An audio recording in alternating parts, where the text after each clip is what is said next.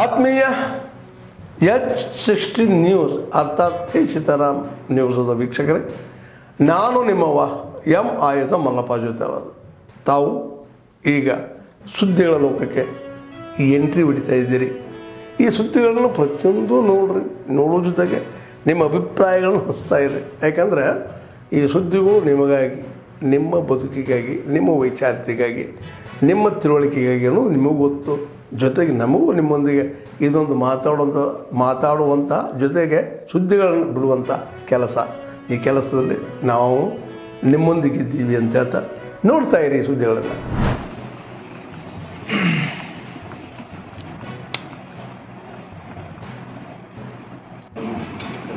ಅಲ್ಲಿ ಪ್ರತಿ ವರ್ಷ ನಮ್ಮ ಬಾಗಲಕೋಟೆಯಿಂದ 5,500 ಕೋಟಿ ಶುಗರ್ ಇದರಿಂದ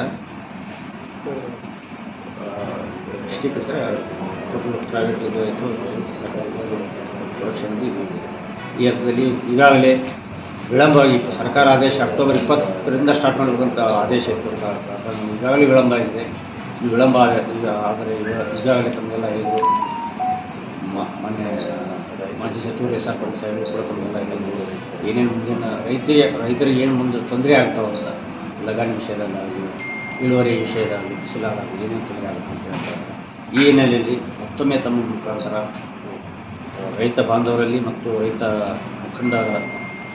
ಮುಖಂಡರಿಗೆ ನನ್ನಲ್ಲಿ ಪ್ರಾರ್ಥನೆ ಮತ್ತು ಮನವಿ, ರೈತರ ಹಿತದೃಷ್ಟಿಯಿಂದ ತಮ್ಮಲ್ಲಿ ಈಗೇನು ಪ್ರಾರಂಭಿಸಲಿಕ್ಕೆ ಅವರು ಒಪ್ಪಿದಾಗ ಸರ್ಕಾರ ಆದೇಶದ ಮೇಲೆ FRP ಜಾಸ್ತಿ ಇತ್ತು. ಕಳೆದ ಸಾಲ ಅಂದಾಜು 3,000 ಇತ್ತು. ಈ ಸರ್ತಿ 3,250ರಿಂದ ಜಾಸ್ತಿ ಆಗ್ತದೆ. ಸ್ಲ್ಯಾಬ್ ಕೊಟ್ಟಿದ್ದಾರೆ. ಬೇಸ್ ಆನ್ ರಿಕವರಿ ಹೈಯೆಸ್ಟ್ ನಮ್ಮಲ್ಲಿ ಬೇಸ್ ಆನ್ ರಿಕವರಿ 388 ಜಾಸ್ತಿ ಕೊಟ್ಟಿದ್ದಾರೆ.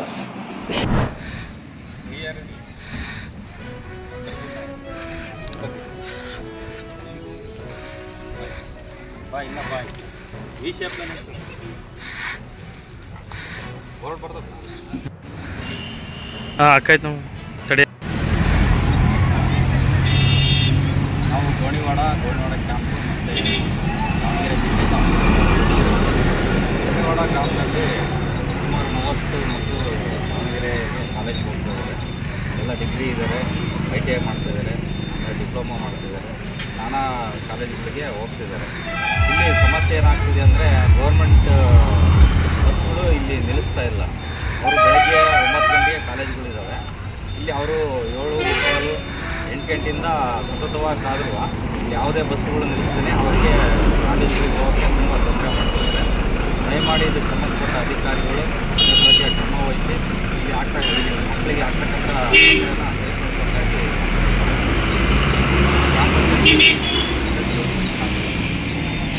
ಒಟ್ಟು ಉಪಾಧ್ಯಕ್ಷ ಸ್ಥಾನಗಳು 3 ಸ್ಥಾನಕ್ಕೆ ಚುನಾವಣೆ ಆಯ್ಕೆ ಆಗುತ್ತಿದ್ದು ಒಟ್ಟು 5 ಅಭ್ಯರ್ಥಿಗಳಿದ್ರು. ಅದರಲ್ಲಿ ಹೆಚ್ಚು 91 ಅಂದರೆ ಮೊದಲನೇ ಸ್ಥಾನದಲ್ಲಿ ಈ ಸ್ಥಾನ ಇರಲ್ಲ, ಒಟ್ಟು ಆಯ್ಕೆ ಅಷ್ಟೇ. ಒಟ್ಟು ಹೆಚ್ಚಿನ ಮತ ತಂದಿರೋದು ಬಿ ರುದ್ರಪ್ಪ.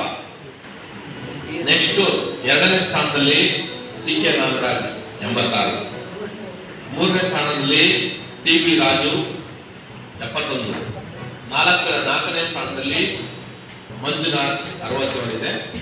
ಬಸವರಾಜ್ 1 ಮತ ತಂದಿದ್ದಾರೆ. ಒಟ್ಟು Peace with Pakistan is something entirely different topic. We always have peace with Pakistan. It is Pakistan who don't have peace with us.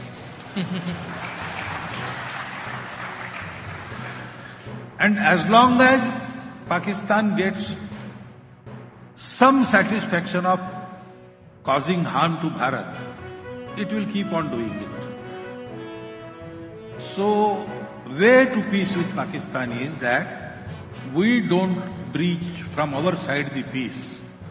But if Pakistan wants to breach that peace, it will never be successful. And the more it tries, more itself it will be harmed. If we make ourselves in that way, for example, Pakistan invaded in 1971 and lost a complete army of 90,000 to Bharat.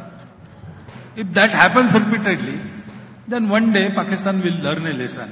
It is better to cooperate than to compete or than to fight. I don't think they understand any other language. We should make Pakistan understand. So we have to speak the language they understand. And that language is, we cannot do anything about it. When Pakistan understands it, we cannot do anything about Bharat. It is better to go closer, be friend, be honest friend, and cooperate. That is the only way that they should understand. So we have to be prepared for their repeated tries. We have to give befitting answer, defeat them always, each time causing them some loss that they will repent for it. When this goes on, one day Pakistan will understand. We wish that they understand this, and then they are very peaceful, they become very peaceful neighbor of us, and with our progress, we will also make them progress. That is the peaceful intention we have. So next question. ಆತ್ಮೀಯರೇ, ಎಲ್ಲ ಸುದ್ದಿಗಳನ್ನು ನೋಡಿದ್ರಲ್ಲ, ಏನು ಅನಿಸ್ತು ನಿಮಗೆ?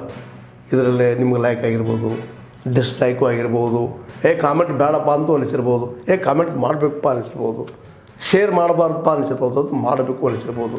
ಏನಾದರೂ ಆಗಲಿ share ಮಾಡ್ತಾಯಿರಿ, ಈ ನ್ಯೂಸ್ಗಳನ್ನ ಹಂಚ್ತಾಯಿರಿ, ಜೊತೆಗೆ ಇದಕ್ಕೆ ಸಬ್ಸ್ಕ್ರೈಬ್ ಆಗ್ತಾಯಿರಿ ಅಂತ ಹೇಳ್ತಾ, H16 ನ್ಯೂಸ್ ಅರ್ಥಾತ್ ಹೇ ಸೀತಾರಾಮ್, ಇದು ಸತ್ಯದ ಕೈಗೆ ನಡಿ. ವಂದನೆಗಳು.